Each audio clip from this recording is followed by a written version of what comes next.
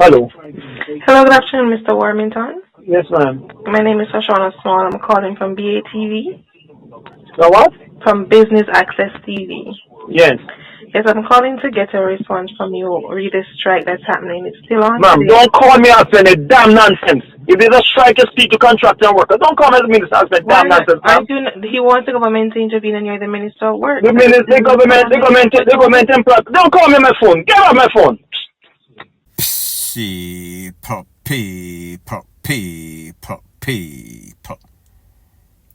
pasa, sakpa, say what they do. Welcome to Crime Time News, where the difference is in the meds. Call it news with a buzz.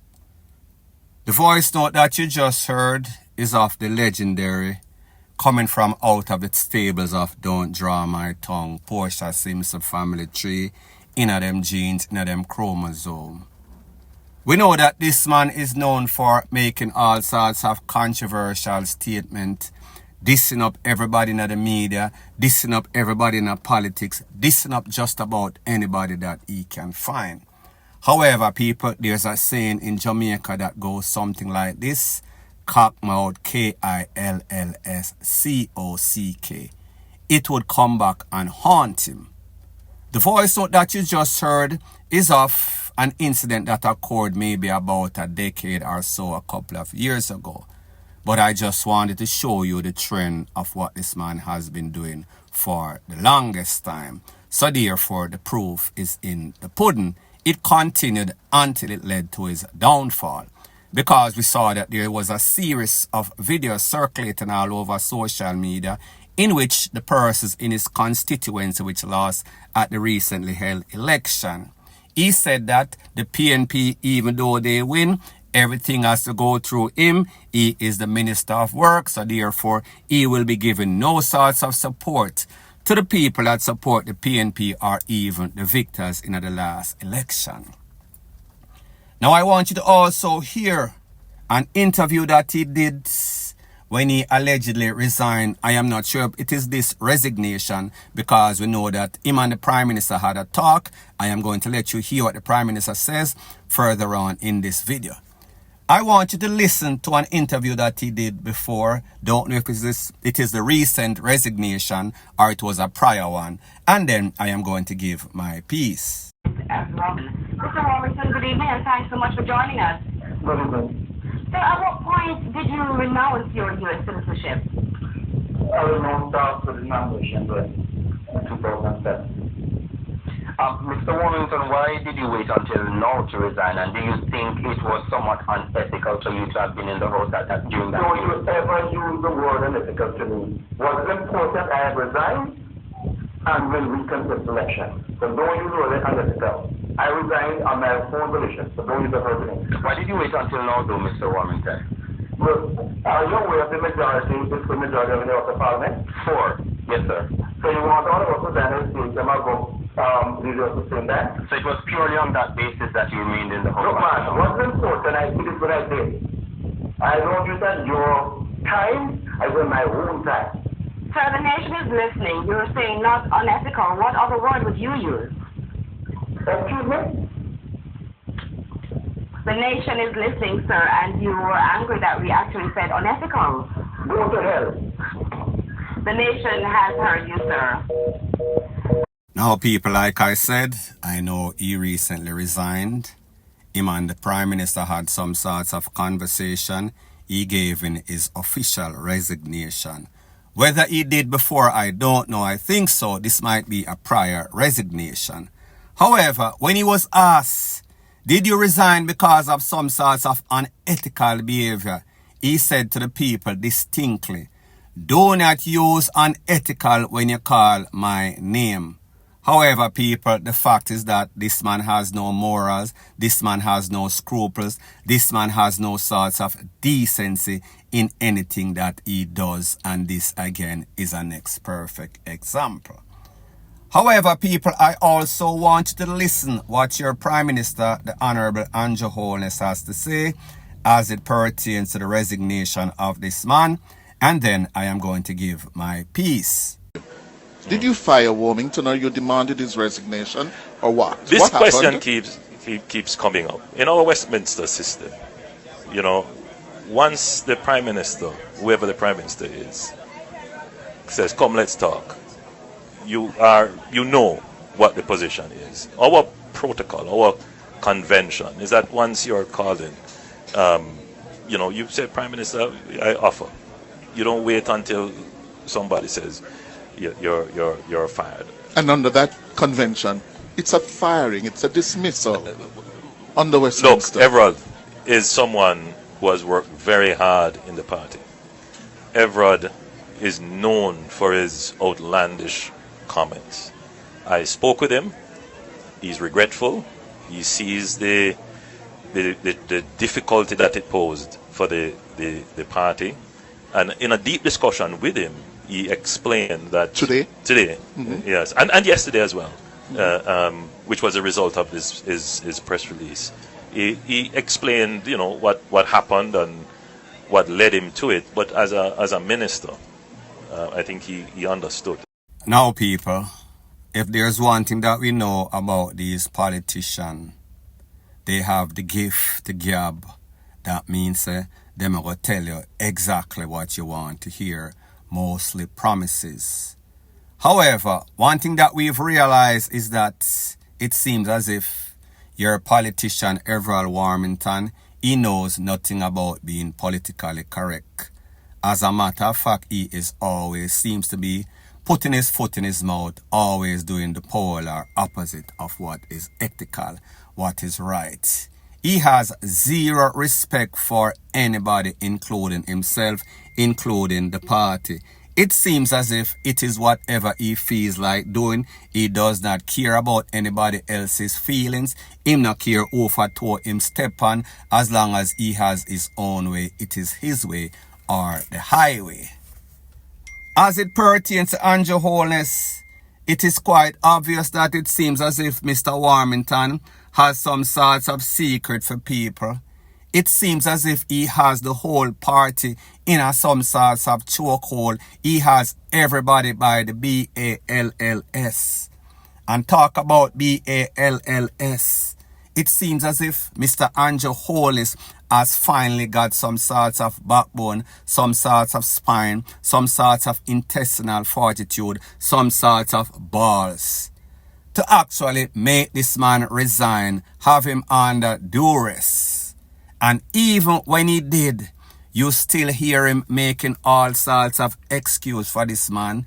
He is saying that he is controversial, he is this, he is that. All the while, all he has to say is that this man says the most inappropriate stuff for anybody that is supposed to be in any sort of leadership role, including Jamaica, which is the scumbag place of the world. So therefore, we can expect the worst of the worst. However, people, don't be surprised if we hear Mr. Everald Warmington being transferred from one portfolio to the next, R.E. Mr. Floyd Green. That is exactly what they do. They keep using these bad apples and rotating them from one place to the next. So therefore, pretty soon, you're going to see Mr. Everald Warmington back in the picture again. It is just because we saw that the same sorts of controversy that hit the PNP as it pertains to that person that was endorsing all sorts of chopper. So therefore, because the PNP came out and fired or dismissed that person, then it seems as if the JLP felt pressured as if they had to do something, especially in this political climate. They had to do what they thought was politically correct. However, it is just for now. Sooner or later, you're going to see Mr. Everald Warmington back in the picture because people like them say, you cannot argue with success. And this man has been successful as far as the JLP is concerned. This is the only place on planet Earth, Master God Earth, in which somebody can do so much things, so much wrong, so much inappropriate stuff, and still be in political representation only in a jamrock. Point blank and period. Further on in the news. Now there's been all sorts of controversy since that latest government election. we saw that Cliff Hughes came out, make some sorts of declaration, pronounce some sorts of winner. It seems as if it was premature. He said that the PNP had won, only to come backtrack. And then we saw the JLP, Andrew Holness and his cumbalers did some sort of interview, declare themselves the winner because they had won at least 7 seats and there were more to be counted. A couple of them which the JLP and PNP had tied. However, since then, the election office of Jamaica, EOC, pretty much said that the PNP won most of the popular votes. However, people are still dazed and confused, not knowing who won. So people, I am going to let you hear a voice note of somebody that is educated, that knows about politics, knows about the ins and outs of election, and then I am going to give my piece. Whatever happens, the big prize in a local government election is control of the municipal corporation, the KCC, particularly the mayor. You lose that, and you lose the big St. Catherine by greater margin, you've lost. You've lost. You lose St. Mary that you had by losing Gale, a JLP Bedrock, you've lost. You diminish your lead in many other divisions, you've lost. You lose the popular vote, you have lost. Call it what you will. Those are my thoughts at the moment. Now people, don't quote me, however, that sounds like the voice of Emily Shields, educated, knows the ins and outs of politics. I want you to listen to a video that I see posted on social media that makes a lot of sense and speaks about your Prime Minister and his wife and the type of dictatorship characteristics in which they've been displaying. Take a listen, take a look to what this lady has to say, and then I'll give my piece. For what it's worth, let me openly declare my honesty. I am a supporter of the Jamaica Labour Party. My entire family are JLP. Come from Northeast St. Elizabeth. The entire Powell are JLP. I don't know of one Powell down there that are orange. So let me get that out of the way. I believe as Jamaican we are destructive to ourselves. And we allow Andrew to dictate the country, to dictate the party, and to take it for his family business. I am not sure if there's another country in the world that husband and wife are running the government. I am not sure. Don't hold me on it, but I am not sure.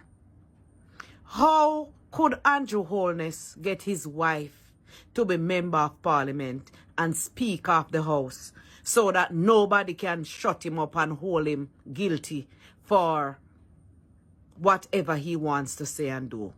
Most of it, he's polite, so he knows how to play with words. Why would Andrew Holness take his wife, have her running the house, and then set a 25 million pay hike plus for him and his... The only next thing that Andrew left to do, is to bring in his 2 sons and give them 2 seats as well, And that is going to happen next. Because as I said, Andrew is a dictator and Andrew is a bully. How in Christ's name Andrew and his wife are in parliament? And you people, you know what I realize? 90% of the Jamaica electorate are people who cannot read. I was surprised when I work at election that the people them cannot read. And over my career years, I realized that none of my colleagues ever voted. So Jamaican politics are tin mackerel and dumpling politics, and that is why the garrisons were created. And that is why the illiterate rate in Jamaica is so high. Keep them dunce so we can trick them and get our vote. I am looking forward to see the back of Andrew. Andrew should never have Juliet in-house, second leader of house, member of parliament, and the both of them carrying such a heavy paycheck, and the Jamaica unemployment rate are so high. It is wrong. It is wrong. It is wrong. No other country in the world, correct me if I'm wrong, you know, but I don't think you have another, and they take this politics for a joke. Him up there a speech, him wife a kiss him, a rub him. It's a joke. The Jamaican parliament becomes a place of joke. It is wrong. And you know what I love about myself? I can be objective. Now, people, you heard what this lady said. She has declared herself as a supporter of the JLPR once was. I know that whenever I speak or post anything with persons speaking, giving their opinion about the JLPR PNP, whoever it is pro for, then the next party I gotta say, you hate them and you for the next one. However, people, I have also declared I am neither nor. So this lady I make you know, say, the Honorable Andrew Holness is a dictator. Now there's a saying that goes something like this. I wonder who he or she FUCK to get that position. Because people, clearly, his wife is not any sort of political genius. His wife have gotten position or gotten the rise in the politics all because she is the wife of Andrew Holness. It is not because of her political skill sets. So therefore she get power through the poems or power through affiliation with the Prime Minister. So therefore that power is bogus. People don't seem to see any sorts of conflict of interest in two people pretty much running the country. Speaker of the House, both of them MP, both of them getting a hefty paycheck, while Jamaica as a broke third world country, the people them pretty much a lick hog S-H-I-T or S-H-I-T out of hog mouths. So therefore, nobody sees anything wrong with this. Nobody sees the amount of corruption that is being perpetuated in a Jamaica. It is business as usual. It is Andrew is doing a great job. Compared to who? Compared to what? People, me just give my view just like this lady is giving her view. If you're objective, if you're not biased, and if you don't have your head up your ASS, then probably you would also see the light, see the right way. Don't be in the state of denial. Point blank and period. So anyways, people, thanks once again for checking out my video. If you appreciate videos like these, please show your appreciation by liking, commenting, sharing, and subscribing to my channel. That is how YouTube promotes videos like these to like-minded, sensible persons like yourself. Bless up.